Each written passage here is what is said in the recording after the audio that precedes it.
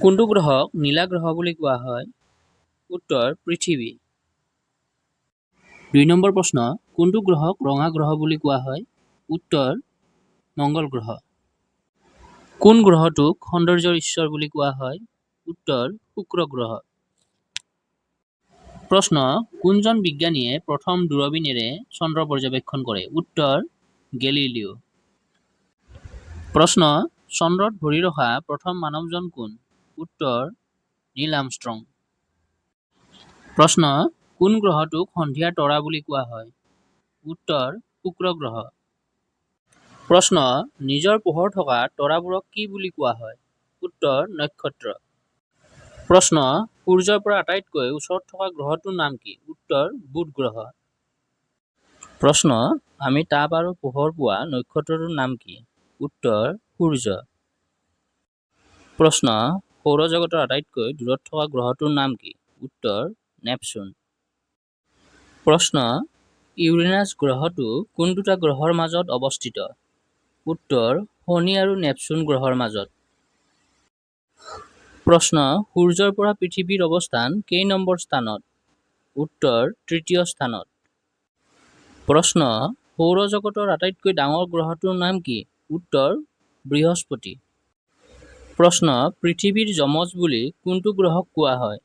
উত্তৰ শুক্ৰ গ্ৰহক।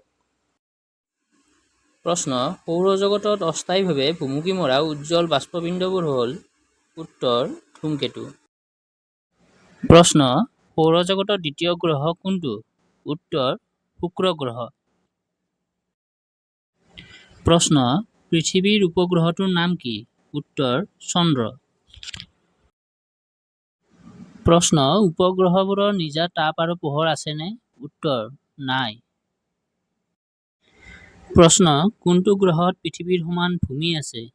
ইয়াৰ উত্তৰটো হৈছে মংগল গ্ৰহ।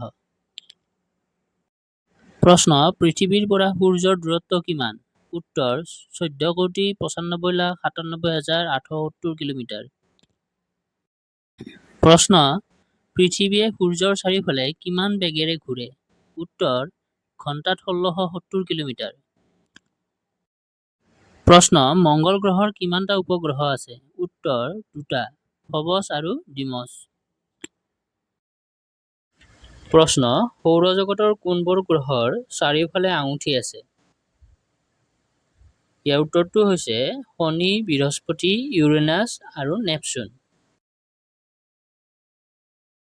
প্ৰশ্ন, সৌৰজগতৰ সকলোবোৰ গ্ৰহৰ ভিতৰত আটাইতকৈ শীতল গ্ৰহ কোনটো? উত্তৰ ইউৰেনাছ।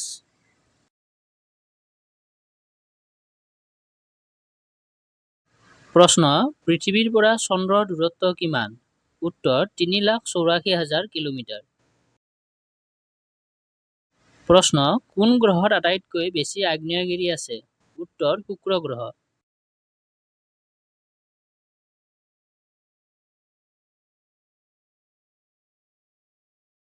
প্ৰশ্ন, সূৰ্য পৃথিৱীতকৈ কিমান ডাঙৰ? উত্তৰ 3,00,000 গুণে ডাঙৰ। প্ৰশ্ন, হেলিৰ ধূমকেতু পুনৰ কেতিয়া পৃথিৱীৰ পৰা দৃশ্যমান হ'ব? উত্তৰ 2061 চনত।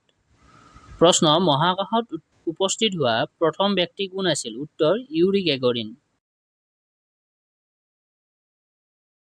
প্ৰশ্ন, মহাকাশত উপস্থিত হোৱা প্ৰথম মহিলা কোন আছিল?